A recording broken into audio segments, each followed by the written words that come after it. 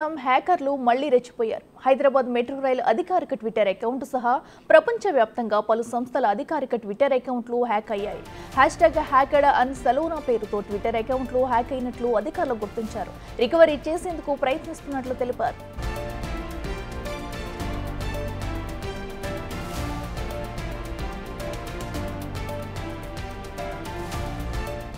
హ్యాకర్లు మళ్లీ రెచ్చిపోయారు. హైదరాబాద్ మెట్రో రైలు అధికారిక ట్విట్టర్ అకౌంట్ సహా ప్రపంచవ్యాప్తంగా పలు సంస్థల అధికారిక ట్విట్టర్ అకౌంట్లు హ్యాక్ అయ్యాయి.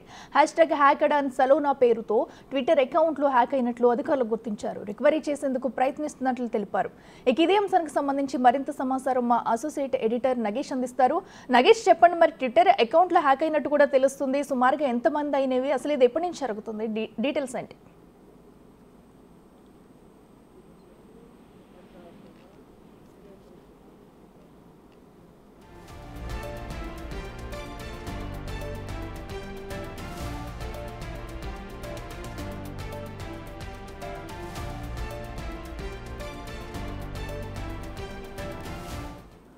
హ్యాకర్లు మళ్లీ రెచ్చిపోయినట్టు తెలుస్తుంది. హైదరాబాద్ మెట్రో రైలు అధికారిక ట్విట్టర్ అకౌంట్ సహా ప్రపంచవ్యాప్తంగా పలు సంస్థల అధికారిక ట్విట్టర్ అకౌంట్లు హ్యాక్ అవడం ఇప్పుడు కలకలం రేపుతున్నాయి.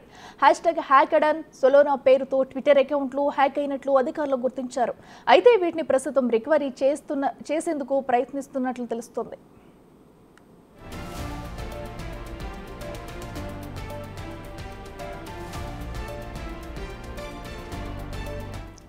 ఇదే అంశానికి సంబంధించి మరింత సమాచారం మా అసోసియేట్ ఇన్పుట్ ఎడిటర్ నగేష్ అందిస్తారు.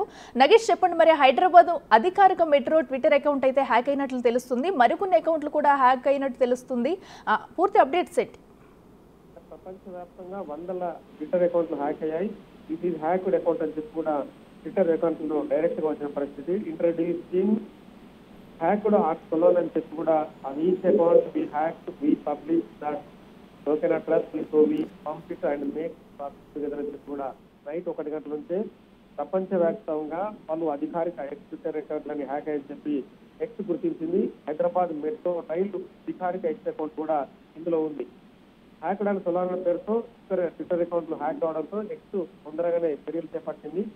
మళ్ళీ ఉదయం 4 గంటల నుంచే అయితే సలోనా హ్యాక్డ్ అని చెప్పి వచ్చిందో అది కూడా మళ్ళీ తీసివేసి రెగ్యులర్ గా మళ్ళీ ట్విట్టర్ అకౌంట్లన్నీ కూడా రెగ్యులర్ గా చేసింది. కానీ ఈ అకౌంట్లన్నీ ఎవరు హ్యాక్ చేశారనేది కూడా తేల్చాల్సిన పరిస్థితి. ఎందుకంటే ఇప్పటికే సైబర్ సెక్యూరిటీకి సంబంధించిన చాలా విషయాలు కూడా బయట ప్రజల్ని భయాందోళనకు గురి చేస్తున్నాయి. ఎందుకంటే నిన్న సైబర్ సెక్యూరిటీ పేరుతో పేదల పేరుతో బాంబు దాడులు జరిగాయి. అంటే ఇలాంటి అంశాన్ని చాలా సున్నితంగా తీసుకునే పరిస్థితులు అని చెప్పి ఎక్స్ పేర్కొన్న పరిస్థితి తన ట్విట్టర్ అకౌంట్ లో. ఎందుకంటే సైబర్ సెక్యూరిటీ నేరగాళ్లు ఏదో రకంగా ప్రజల్ని భయాందోళనకు గురి చేయడం, లేదంటే వాళ్ళ అకౌంట్ల నుంచి డబ్బులు లాగేయడం, వివిధ రకాల ఇన్ఫర్మేషన్ ని వాళ్ళు హ్యాక్ చేస్తూ తీసుకోవడం వల్ల కూడా ఇప్పటికే చాలా వివిఐపీలు ప్రపంచవ్యాప్తంగా ఉన్న వాళ్ళందరూ కూడా భయాందోళన వ్యక్తం చేశారు. ఈ క్రమంలో ఇక ముందు కూడా మళ్ళీ ట్విట్టర్ కానీ ఎక్స్ అకౌంట్ కానీ ఇక మళ్ళీ హ్యాక్ కాకుండా ఖచ్చితంగా చూసుకుంటామని చెప్పి కూడా అధికారిక ఎక్స్ అకౌంట్ అయితే పేర్కొంది. కానీ ఇప్పటికైతే ఆ భయం అయితే వెళ్ళలేదు. ఎందుకంటే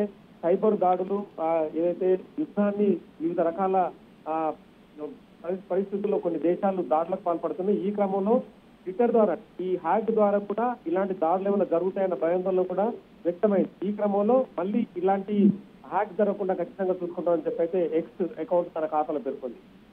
ఓకే నగేష్, అయితే మరి సైబర్ నేరగాళ్లు తరచూ కూడా ఈ అకౌంట్ లో హ్యాక్ చేయడానికి అయితే ప్రయత్నిస్తూనే ఉన్నారు. ఇలాంటివి ఇంతకు ముందు కూడా జరుగుతూనే ఉన్నాయి కంటిన్యూస్ గా. సో ఇప్పటికైనా వీటి మీద కఠిన చర్యలు తీసుకునే అవకాశం ఉందంటారా?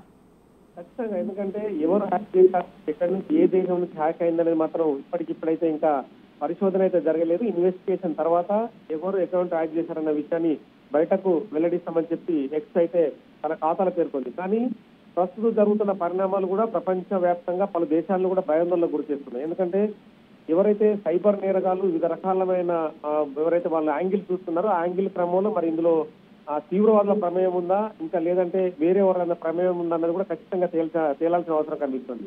ఎందుకంటే తీవ్రవాదం కొత్త కోణాలు వెతుకుతుంది. ఈ క్రమంలోనే ఈ లేజర్ దాడులు కావచ్చు, లేదంటే సెల్ ఫోన్ నుంచి ఆపరేట్ చేయడం కావచ్చు, మరి ఇలాంటి అంశాలు ఖచ్చితంగా ప్రజల్ని భయాందోళనకు గురి చేస్తాయి.